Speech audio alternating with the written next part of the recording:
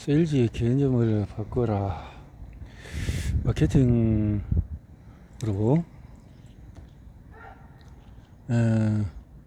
이 잠재 고객과 계약을 성사시키게 한다.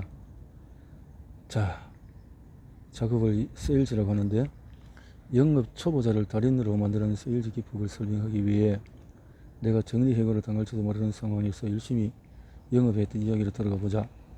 나는 감정 마케팅을 활용해서 가전 판매점으로 DM을 보냈다. 그러자 13%가 넘는 반응률이 있었고 잇따라 자료를 요청해왔다. 여기까지는 좋았다. 하지만 그 후에 벽에 부딪혔다.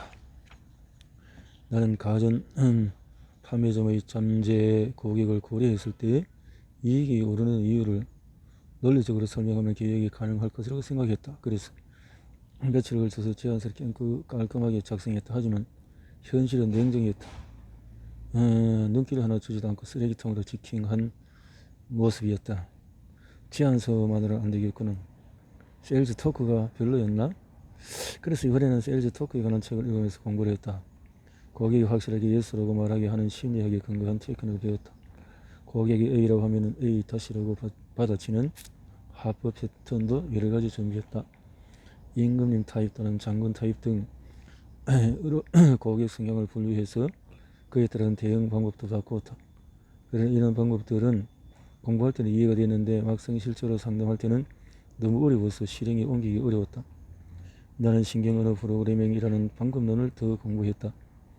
NLP는 임상 심리사가 환자를 치료할 때 사용하는 방법인데 이를 영업에 활용하는 고도의 테크닉도 공부했다. 예를 들면 마치 거울처럼 상대방의 몸짓이나 표정을 흉내내므로써 공감을 얻는 방법이라든지 눈의 움직임을 보고 상대방의 마음을 읽는 방법 등이 있다. 하지만 실제로 해보면 알겠지만 상담하면서 고객의 눈을 관찰해서 상대방의 생각을 읽고 동시에 다음에 말할 내용을 생각한다는 것은 량만큼 두뇌의 회전이 빠르지 않고서는 불가능하다. 방법론으로서는 재미있지만 이 방법을 완전히 익히려면 시간이 걸린다. 내일부터 당장 매출 실적을 올려야 하는데 임상 심리 공부를 할 여유는 없었다. 이런 상황에서 한 권의 책을 만났다. 자크 버스와 니콜라스 르벤이 쓴 하이 프로퍼블리 셀링이라는 책으로 저자는 고확률 세일즈라고 부르는 방법에 의해 이야기한다. 내용은 세일즈 목적은 상대방을 설득하는 것이 아니다. 상대방이 구매할 확률이 높은지 아닌지를 판단하는 것이다. 따라서 세일즈맨은 구매할 확률이 높은 고객에만 시간을 할애하고 구매할 확률이 낮은 고객은 지체하지 말고 거절해야 한다. 나는 이 책을 읽고 이제까지 알던 세일즈에 관한 상식이 완전히 잘못되었다는 것을 뼈저리게 느꼈다.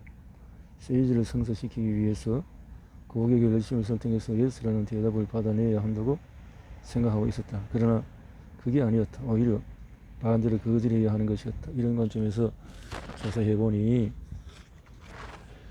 미국 컨설턴트가 쓴 책 중에서 고객에게 부탁하기보다 도도하게 고자세로 상대하거나 위협하는 것이 중요하다고 말하는 솔직한 세일즈 관련 책이 많다는 사실을 알게 되었다.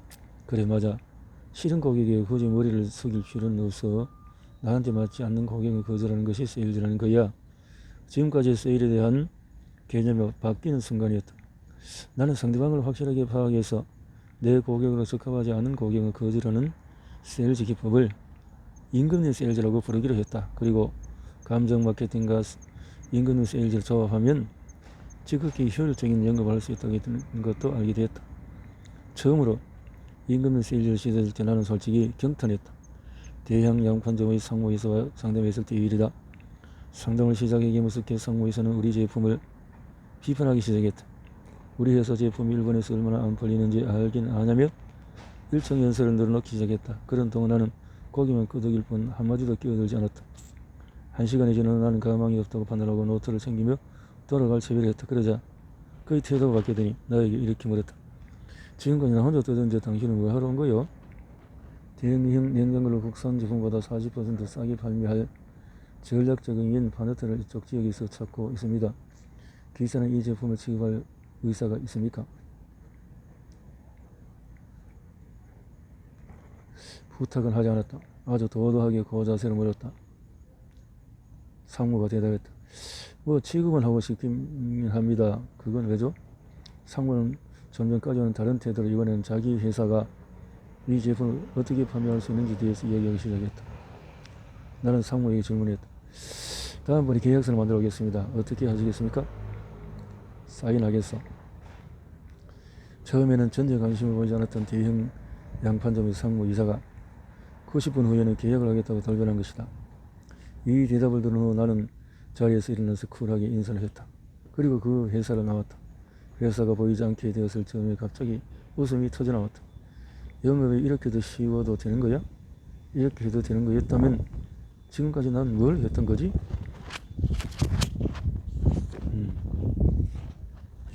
거절하는 영업이 보통 사람에게 효율적인 이유.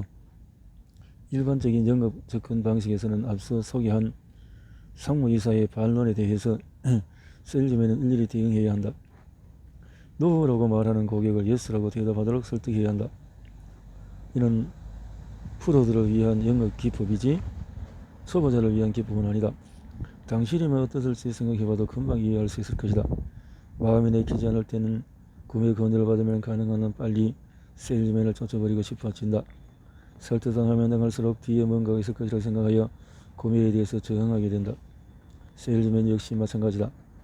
세일즈맨의 입장에서 원하지 않는 고객을 열심히 설득했다가 결국 거절당하면 에너지 손실만 클 뿐이다. 거절당할 때마다 자신이 부정당하는 듯한 기분이 들어서 자기 혐오에 빠질 수도 있다.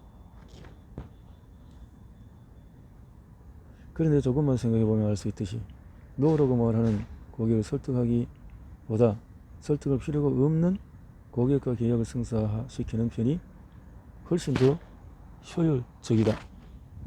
결국 상담의 포인트는 딱 하나, 설득할 필요가 없는 고객인지 아닌지를 판단하는 것뿐이다.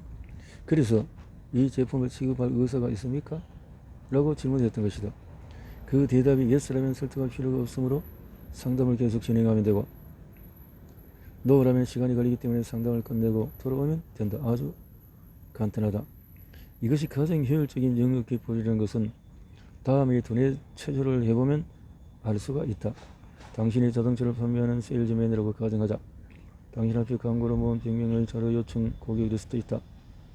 당장 자동차를 구매할 고객 비율은 전체 리스트의 5%, 5명이라 가정하자. 자료 청구 고객을 1번부터 100번까지 번호를 매겨서 순서대로 상담하기로 한다. 먼저 1번 고객이 자동차를 구매하도록 시간과 에너지를 들여서 열심히 설득했는데 결국 거절당한다. 다음 두 번째 고객을 설득한다. 또 거절당한다. 만약에 지금 당장 자동차를 구매할 5명의 고객이 96번에서 100번까지 몰려 있다면 95명에게 계속 거절당해야 한다는 뜻이다. 시간과 에너지를 들여서 설득하고 거절당하는 상황이 계속 반복되는 것이다. 이런 식이라면 아무리 정신력이 강한 세일즈맨이라도 자기 혐오에 빠지고 만다. 이 문제를 다른 각도에서 살펴보면 해결책은 분명하다. 예스라고 말할 고객을 좀 더 일찍이 만나기 위해서는 노라고 말하는 고객의 시간을 허비해서는 안 된다. 가능하면 빨리 95명으로부터 노라는 대답을 듣는 편이 결과를 내고 시간을 단축할 수 있다. 게다가 거절당에 대한 압박감도 깨끗이 사라지게 된다. 내 경험에 의하면 가격대에 따라서 다르긴 하지만 지금 당장 사겠다고 자료 청구자의 5에서 15% 정도다. 또 조만간 사겠다는 고객은 5에서 15% 별도로, 또 조만간 고객은 자료 청구 후에 40에서 60일 이내에 움직이기 시작한다. 그러나 세일즈맨이 조만간 고객에게 노력하기엔 시간이 아깝다. 조만간 고객은 나중을 기억하며 뉴스레터나 DM 같은 사람이 시간을 들지 않아도 되는 방법을 이용해서 30일 주기로 연락하자. 지금 당장 고객으로 키워드가 가미된다. 임금님 세일즈로 잠재 고객으로부터 가능한 빨리 노라는 대답을 듣고자 한다면 그 순간 고객과 세일즈맨의 입장이 뒤바뀐다. 세일즈맨이 사지 않아도 괜찮습니다. 다른 고객이 있으니까요 라는 태도를 풍기는 고객은 절대로 거짓말을 하지 못한다. 세일즈맨이 상대해주지 않게 되면 고객으로서는 원하는 상품을 살 수 없다는 위협을 느낀다. 결과로 고객은 무의식적으로 팔아달라는 메시지를 보내기 시작한다. 감정 마케팅으로 모인 잠재 고객에게 임금님 세일즈 기법을 구사하자. 묘하게도 상담이 성사되었다. 우리 회사의 클라이언트 중에서 복지 기기를 제조 판매하는 업체의 사장이 있었다. 주문 제작 방식으로 고 휠체어를 만드는데 매스컴도 소개되어서 견적 거래가 많이 들어오는데도 계약으로 이루어지지 않았다. 견적 거래만 늘어나서 바빠지기만 할 뿐 돈이 안 되었다. 아무래도 경쟁사인 대형 제조업체의 난관인 것 같았다. 그때 그 회사의 사장은 임금님 세일즈 기법을 듣고 실천해 보았다. 들들이 견적은 절대로 내지 않겠다는 방침을 전한 뒤 견적 거래가 들어오면 다음과 같이 응대한 것이다. 저희에게 주문하겠다는 고객 이외에는 거절하겠습니다. 네, 정말입니까? 물론입니다. 사절하겠습니다. 이런 식으로 거절하지 말자. 그 회사에 주문하고 싶더라고 고객의 주문이 들어오기 시작했다. 그놈을 판매하는 그놈을 산업 주식회사의 아키다케 사장도 임금님 세일즈 신봉자다. 그는 대기업의 복지부 후생부를 상대로 영업을 했다. 상담 상대는 직원이 3만 명이나 되는 대기업이었다. 당연히 대부분의 업자들은 우리와 거래해 주십시오 하며 부탁하는 영업을 한다. 아키다케 사장은 상담 담당자의 이런 말을 들었다. 좋습니다. 하지만 우리 회사 결제 조건은 매월 10일 마감 2개월 후에 어음 결제입니다. 한마디로 결제 금액을 현금화하려면 몇 개월이 걸린다는 말이다. 아키다케 사장이 운영하는 회사는 규모가 작기 때문에 몇 개월 후에 결제라는 회사를 유지할 수 없었다. 매출을 올리고 싶은 마음은 간절했지만 받아들일 수 있는 조건이 아니었다. 그래서 임금님 세일을 실천했다. 저희는 당월 현금 결제 조건이 아니면 거래하지 않습니다. 어떻게 하시겠습니까? 지금까지 이런 거래 조건을 제시한 업체는 없었다. 담당자는 어떻게 대응했을까? 알겠습니다. 내부적으로 검토해 보겠습니다.